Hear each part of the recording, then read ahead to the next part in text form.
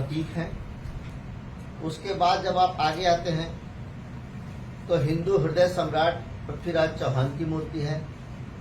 उसके बाद जब आप आगे आते हैं तो कांग्रेस पार्टी के ही आजादी के बाद के प्रथम मुख्यमंत्री आदरणीय डॉक्टर श्री कृष्ण सिंह जी की मूर्ति है। उसके बाद बिहार विभूति अनुग्रह बाबू, पूर्व मुख्यमंत्री आदरणीय सत्येंद्र नारायण सिन्हा जी, बगल में संविधान निर्माता बाबा साहब भीमराव अंबेडकर, लौह पुरुष सरदार वल्लभ भाई पटेल। फिर आगे बढ़िए तो गुदड़ी के लाल जन नायक आदरणीय कर्पूरी ठाकुर जी की मूर्ति। और फिर जिस रास्ते से इनकी यात्रा अंबा गई वहां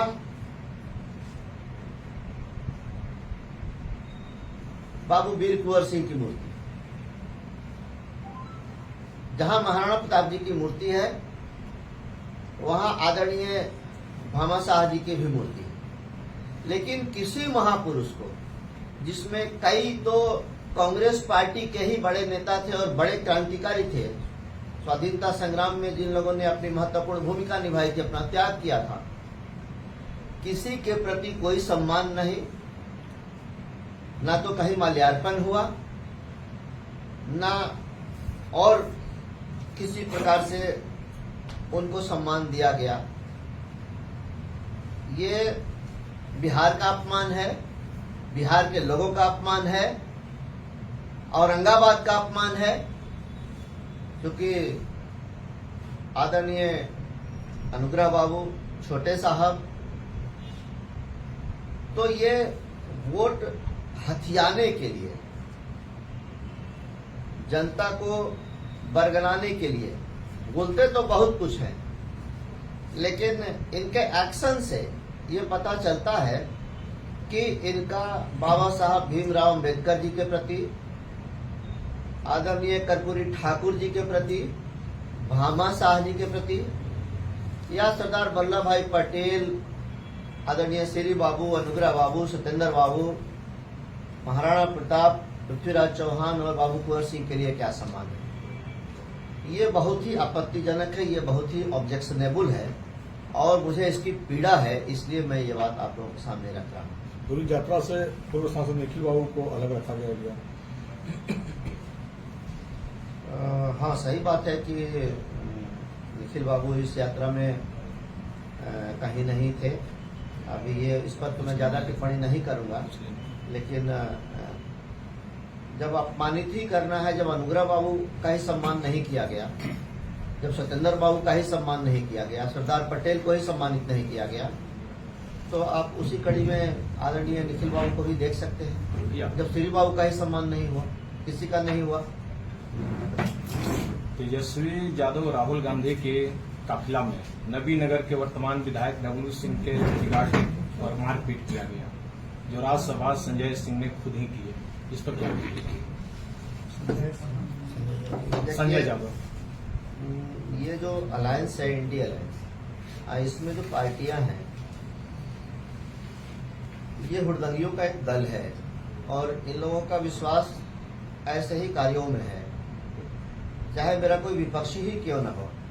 लेकिन मैं एक लोकतांत्रिक व्यक्ति हूं और ये मानता हूं कि लोकतंत्र में हिंसा की कोई जगह नहीं है। मैं इस बात से खुश नहीं हो सकता कि हमारे विपक्षी कोई उनके साथ मारपीट हो गई या उनको पीट दिया गया या क्या किया गया, कि चूंकि उन लोगों की मानसिकता ही ऐसी है, उन लोगों का चरित्र ही ऐसा है, हुड़दंगियों का एक गठबंधन है, दल है, इसलिए वहां ऐसी बातें कोई बहुत आश्चर्य करने वाली नहीं है। ये उन लोगों के लिए सामान्य है। और जिस तरह से अपने संबोधन में ये लोग बहुत गलत चीजें परोस रहे हैं, जनता के बीच बहुत गलत बातें फैला रहे हैं, इस पर मुझे घोर आपत्ति है। जैसे ये लोगों ने कहा कि आज वोट छीना जा रहा है, कल वोटर लिस्ट से नाम काटा जाएगा, आपको राशन नहीं मिलेगा, आपका पेंशन बंद हो जाएगा। ऐसे लोगों को, ऐसे भ्रष्टाचारियों को जवाब के रूप में कहना चाहता हूं कि गरीब का मसीहा और सच्चा हितैषी आज की तिथि में यदि कोई है तो गरीब का बेटा, चाय बेचने वाला और चाय बेचने वाले के बेटा नरेंद्र मोदी ही है। इस बात को सब लोग कान खोलकर सुन लें और जान लें। अगर गरीब का हक मारना होता तो प्रधानमंत्री गरीब कल्याण अन्न योजना हमारी सरकार के द्वारा शुरू नहीं किया गया होता, जिसके तहत 80 करोड़ लोग आच्छादित हैं। यानी 80 करोड़ लोगों को, देश के 80 करोड़ लोगों को प्रधानमंत्री गरीब कल्याण अन्न योजना के तहत मुफ्त में 5 किलो प्रति माह राशन मिलता है। अगर गरीबों का हक छीनना होता हमारी सरकार को, हमारे नेता को, तो डायरेक्ट बेनिफिट ट्रांसफर नाम की योजना शुरू नहीं होती, जिसके तहत अगर 100 रुपया किसी लाभुक को मिलना है तो 99 रुपया 99 पैसा नहीं जाता, बल्कि पूरे 100 का 100 रुपया उनके खाते में जाता है। इन्हीं के प्रधानमंत्री, तत्कालीन प्रधानमंत्री और राहुल जी के पिताश्री राजीव गांधी जी कहा करते थे कि मैं दिल्ली से 100 रुपया भेजता हूं तो लाभुक तक पहुंचते पहुंचते वो 15 रुपया रह जाता है।